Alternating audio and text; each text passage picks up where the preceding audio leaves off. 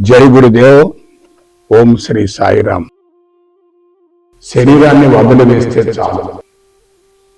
అనంతాత్మ స్వరూపులారా, ప్రస్తుతం అందరూ శారీరక మమకారాన్ని పెంచుకుంటున్నారు.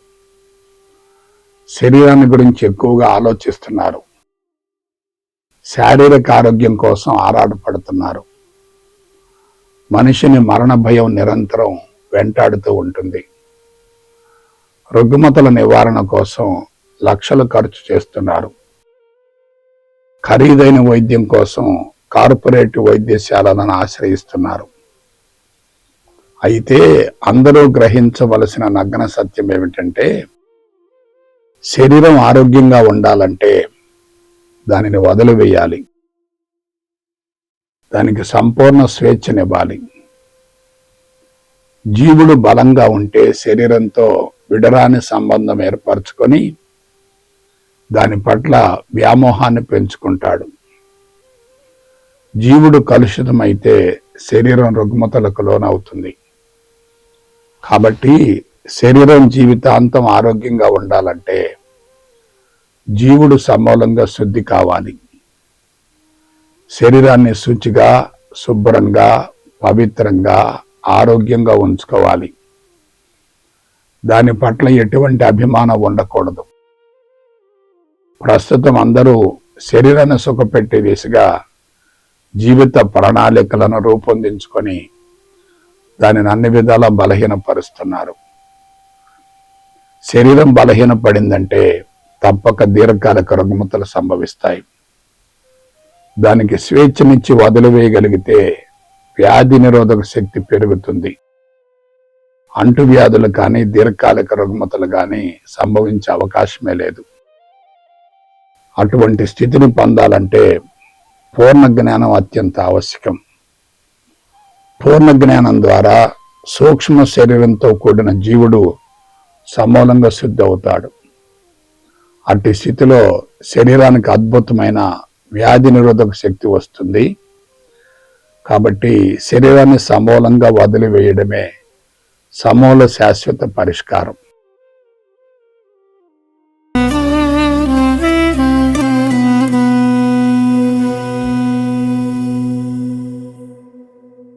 జై గురుదేవ్. ఓం శ్రీ సాయిరామ్. సాంకేతికత అత్యంత ఆవశ్యకం.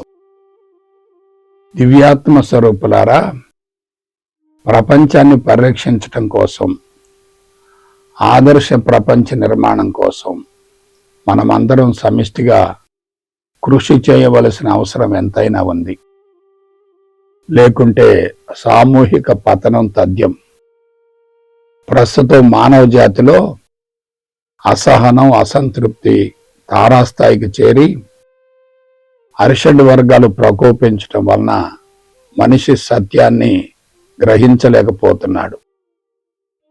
ప్రస్తుతం మానవులలో ఆధ్యాత్మిక తృష్ణ పెరుగుతుంది. అందరూ ప్రశాంతత కోసం ఆరాటపడుతున్నారు, పరితపిస్తున్నారు. మరణ భయం నుంచి బయటపడటం కోసం శక్తియుక్తులన్నింటినీ వెచ్చిస్తున్నారు. ఇట్టి తరుణంలో మనం అందించే విధానం కూడా అధునాతన పద్ధతిలో ఉండాలి. అప్పుడే మానవునిలో దాని పట్ల విశ్వాసం పెరుగుతుంది. ప్రతి వ్యక్తి సాంకేతిక పరిజ్ఞానంలో పూర్తిగా నిమగ్నమై దానిని ఉపయోగిస్తున్నందువల్ల ఆధ్యాత్మికతను కూడా హేతుబద్ధంగా, సశాస్త్రీయంగా, సాంకేతిక పరంగా అందించగలిగితే నవీన మేధస్సులను అయస్కాంతం వలె ఆకర్షిస్తుంది.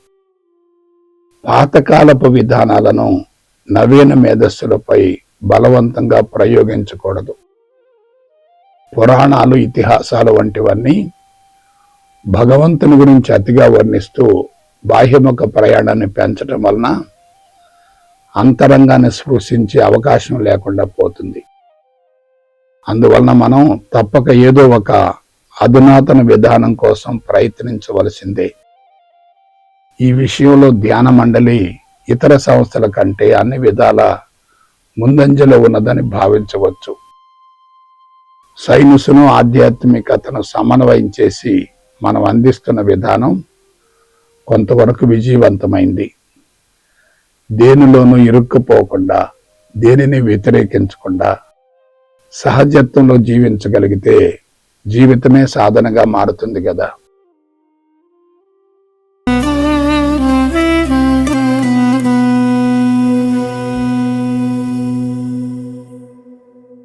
జై గురుదేవ్. ఓం శ్రీ సాయిరామ్. అంతర్ముఖమే ఆధ్యాత్మికత. అనంత ప్రేమ స్వరూపులారా, మనిషి తనను గురించి తాను అన్ని కోణాల నుండి లోతుగా అధ్యయనం చేయడమే ఆధ్యాత్మికత. తనలోనికి తాను పయనించినప్పుడు, తన లోపాలను బలహీనతలను గుర్తించినప్పుడు వారిని సరిదిద్దుకునే అవకాశం ఉంటుంది కదా. ప్రస్తుతం బాహ్యముఖ ప్రయాణంలో పరుగులు తీసేవారంతా అంతరంగాన్ని స్పృశించలేకపోతున్నారు. తనను గురించి తాను తెలుసుకొనగలిగితేనే సంపూర్ణ స్వేచ్ఛను అనుభవించవచ్చు.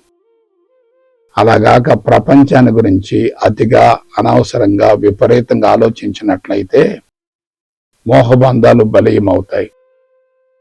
వాస్తవానికి ఆధ్యాత్మికత అంటే అంతరంగమందలి ఆత్మను గుర్తించడమే. ఆత్మ నుండి విశ్వప్రేమ అన్ని వైపులకు విస్తరిస్తుంది.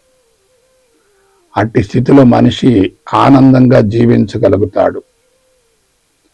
ఆనందంగా జీవించే వ్యక్తికి ప్రపంచం నుండి ఏమీ అవసరం ఉండదు. వాస్తవానికి అవసరం లేదు అనుకునే వారికే అన్నీ సమకూరతాయి. అందువలన నేను భగవంతుడను అనే అంశాన్ని గురించి అన్ని కోణాల నుండి లోతుగా అధ్యయనం చేసి స్పష్టతను పొంది జీవితానికి అన్వయించుకోగలిగితే జీవితమే సాధనగా మారుతుంది. ఇక ప్రత్యేకంగా సాధన కొనసాగించవలసిన అవసరమే ఉండదు.